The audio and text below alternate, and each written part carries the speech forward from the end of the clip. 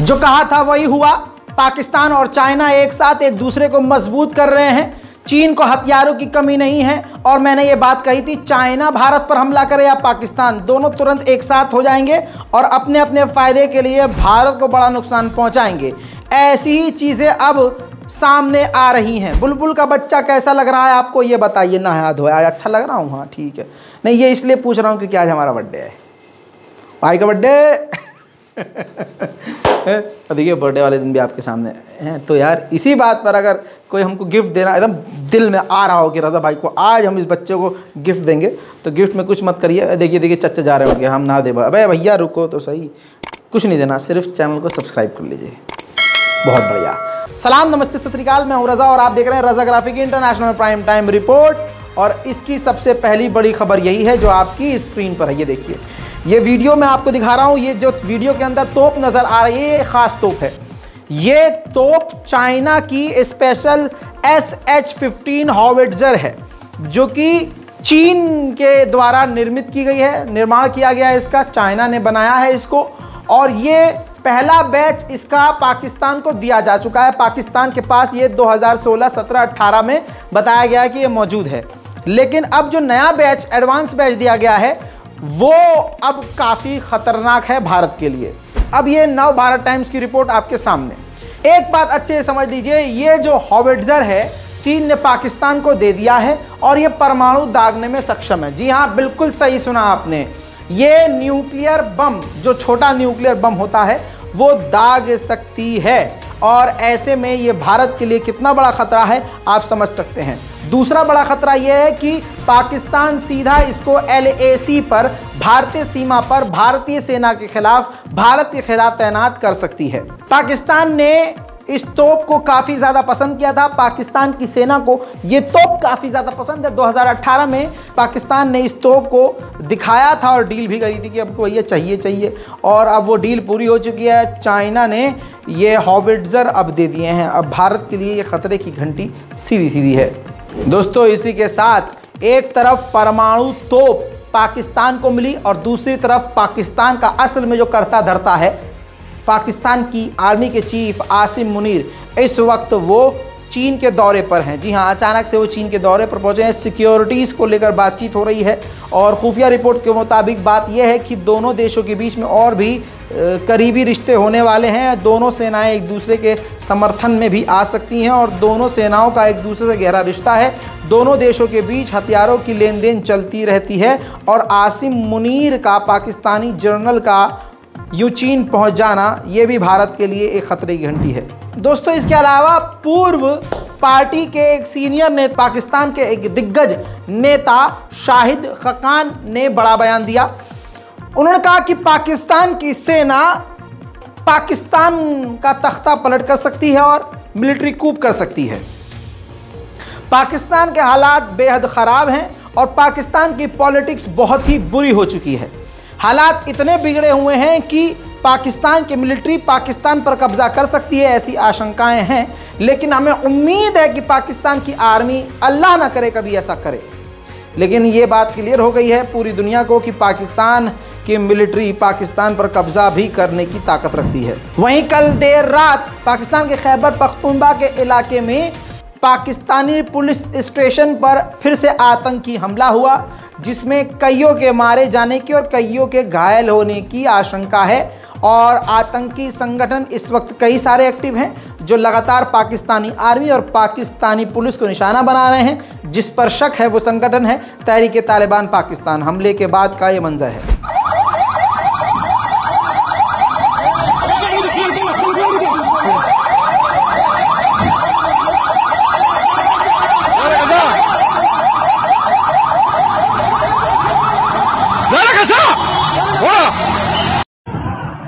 په کابل چوک کې धमाका وشوله کوم دا تاسو شیشې کتلی شئ دننه په CTD پولیس سټیشن کې धमाका وشوله او دا پانس کوم بلډینګونه دي هغه شیشې دا تاسو کتلی شئ په روډ باندې او انجریز شوي دي امبولانس یې روانې دي دننه ځي او کوم مریضان چې دي نو هغه شفټ کوي هسپتال ته خو په اوس دې وخته پورې لا دا پته نشته چې په دې کې څومره کسان زخمیان دي او ډیکس پکې شوي دي که نه.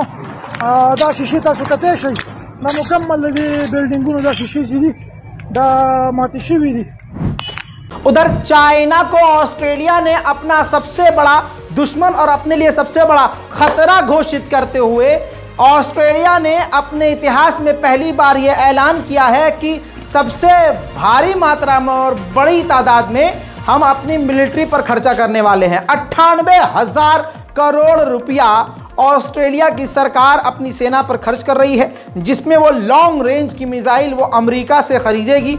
AUK US के डील के तहत उसको बहुत जल्द 2 न्यूक्लियर सबमरीन मिलेगी, कई सारे हथियार मिलने वाले हैं। लेकिन 98,000 करोड़ दोस्तों बहुत होता है, और ऑस्ट्रेलिया अपनी ज़िंदगी में अपने इतिहास में पहली बार इतना खर्चा अपनी मिलिट्री पर कर रहा है। कहने का मतलब यह है कि चाइना का खौफ सिर्फ अमेरिका और भारत को नहीं, कई देशों को सता रहा है। वहीं श्रीलंका को बचाने के लिए फ्रांस, भारत, जापान सामने आ गए हैं। ये देखिए तस्वीर, ये स्पेशल मीटिंग की जा रही है। इसके मुताबिक जो दबाव बना रहा है श्रीलंका पर चाइना कि भैया हमारी उधारी वापस करो, और नहीं कर सकते वापस तो भैया अपनी ज़मीन हमारे नाम करो या हमें बेस बनाने दो। इस चीज़ को देखते हुए इन तीनों देशों ने, जापान, फ्रांस और भारत ने श्रीलंका के साथ मीटिंग करी है और कहा है कि हम आपको इस मतलब जो दलदल में उधारी के फंसे हैं इससे हम बाहर आपको निकालेंगे। साथ ही ये भी इन चारों देशों ने दूसरे देशों से कहा है कि जिन जिन देशों ने चीन से उधार लिया है तो वो बिल्कुल बेशर्म होकर, बेझिझक होकर हमको बताएं कि कितना पैसा किस देश से लिया गया है और आपको कब लौटाना है। ऐसा ना हो कि आप इस तरह के दलदल में फंस जाएं। अब आपके सामने एक ऐसी खबर जो ना मेरे पल्ले पड़ रही है ना आपके पड़ेगी, और आपको समझ में आ जाएगा कि कुछ ना कुछ ज़रूर दाल में काला है, और पता नहीं अमेरिका ये कौन सी शैतानगिरी कर रहा है।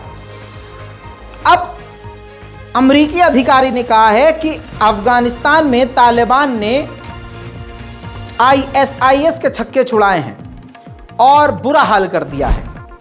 ये बात अजीब लगेगी, लेकिन हकीकत है कि अफगानिस्तान की तालिबान ने ISIS को बड़ा नुकसान पहुंचाया है, और अमेरिका और तालिबान का इस वक्त एक ही टारगेट है, वो है ISIS। क्योंकि जब अफगानिस्तान से अमेरिकी सेना फरार हो रही थी उस वक्त अमेरिका की सेना को ISIS ने निशाना बनाकर बड़ा नुकसान पहुंचाया था। इस संदर्भ में बात करते हुए अमेरिकी अधिकारी ने ये कहा, अब अमेरिका अफगानिस्तान की तालिबान सरकार की मदद भी कर रहा है ताकि वो ISIS को निशाना बना सके। यानी इनडायरेक्ट वे में ये भी कह दिया गया है कि तालिबान और अमेरिका एक साथ काम कर रहे हैं। यानी क्या अब ये मान लिया जाए कि तालिबान को अब आखिरकार अमेरिका भी तस्लीम कहीं ना कहीं कर रहा है। इंटरनेशनल सिपरी रिपोर्ट के बारे में आप नहीं जानते होंगे, लेकिन आज मैं आपको एजुकेट करूंगा। नई नई चीज़ें मैं आपको इसी तरह से समझाता हूं और समझाता रहूंगा। ये एक ऐसी संस्था, ऐसी रिपोर्ट है जो ये बताती है कि पूरी दुनिया में कौन सा देश अपनी मिलिट्री पर कितना खर्च कर रहा है। जी हाँ, बिल्कुल सही सुना आपने। अब आप अपने भारत को और दूसरे देशों को भी देख सकते हैं कि आपका मुल्क और दूसरा देश अपनी मिलिट्री पर कितने पैसे खर्च कर रहा है। आइए मैं आपको एक आसान ग्राफिक से वो समझा देता हूँ। बहुत सुकून और तसल्ली से इस बात को देख लीजिए। ये जो सर्कल आपको नज़र आ रहा है, जो जितना बड़ा सर्कल है, जिसका जितना बड़ा ये गोला है, उतना वो बड़ा खर्चा करता है अपनी सेना पर। तो ऑब्वियसली जो US आपको नज़र आ रहा है $877 बिलियन, जो अमेरिका है $877 बिलियन, यानी अमेरिका पूरी दुनिया में अपनी सेना पर सबसे ज़्यादा खर्च करता है। ये बात क्लियर हो गई। लेकिन आप अगर नीचे देखेंगे $877 बिलियन के नीचे लिखा हुआ है प्लस 0.7%। तो यानी 0.7% अमेरिका ने इस साल अपना बजट थोड़ा सा और बढ़ा दिया है। अब लाल सर्कल में आपको यूक्रेन नज़र आ रहा है, और वो लाल इसलिए है क्योंकि पूरी दुनिया में इस साल 2021 से 22 के आखिर तक सिर्फ ये यूक्रेन ही ऐसा देश है पूरी दुनिया में जिसने अपना मिलिट्री का बजट सबसे ज़्यादा बढ़ाया है, बहुत ही तेज़ी से। यानी 640% उसने अपना मिलिट्री बजट बढ़ाया है। अब उसी के नीचे आप आइए रशिया की तरफ। रशिया अमेरिका से ज़्यादा खर्च नहीं करता अपनी मिलिट्री पर, लेकिन उसने इस साल 9.2% अपना बजट बढ़ाया है। इसी तरह से आप देखिए इटली 33.5 बिलियन खर्च कर रहा है, नीदरलैंड 15.6। तो छोटे मोटे देशों की बात मैं करूंगा नहीं, लेकिन ब्रिटेन देखिए आप, रशिया के बराबर में ब्रिटेन 68.5 बिलियन डॉलर खर्च कर रहा है और इस साल उसने 3.7% बढ़ाया है। फ्रांस ने भी 0.6% अपना जो है खर्चा मिलिट्री का बढ़ाया है। अब ज़रा चाइना पे आ जाइए। चाइना अमेरिका से ज़्यादा खर्च नहीं करता है अपनी सेना पर। अमेरिका 870 बिलियन डॉलर खर्च कर रहा है और चाइना 292 बिलियन डॉलर खर्च कर रहा है। ठीक है दोस्तों, अब इस चाइना ने भी सिर्फ 4.2% ही इसने अपना मिलिट्री का बजट बढ़ाया है। अब आपका भारत कहाँ खड़ा होता है वो देखिए। भारत 81.4 बिलियन डॉलर अपनी सेना पर खर्च कर रहा है और 6% उसने इस साल यानी एक काफ़ी बड़ी तादाद में अपनी सेना पर खर्चा बढ़ाया है। ठीक है दोस्तों, अब सऊदी अरब की तरफ आते हैं, मिडिल ईस्ट की तरफ आते हैं। मिडिल ईस्ट में अचानक से सबसे ज़्यादा सऊदी अरब ने अपना मिलिट्री बजट बढ़ाया है दोस्तों, 16%। 16% बहुत बड़ा होता है। पूरी दुनिया में इस वक्त यूक्रेन के बाद अगर किसी ने अचानक से सबसे ज़्यादा मिलिट्री बजट बढ़ाया है तो वह है सऊदी अरब। उसके बाद 15.4 बिलियन डॉलर कतर खर्च कर रहा है।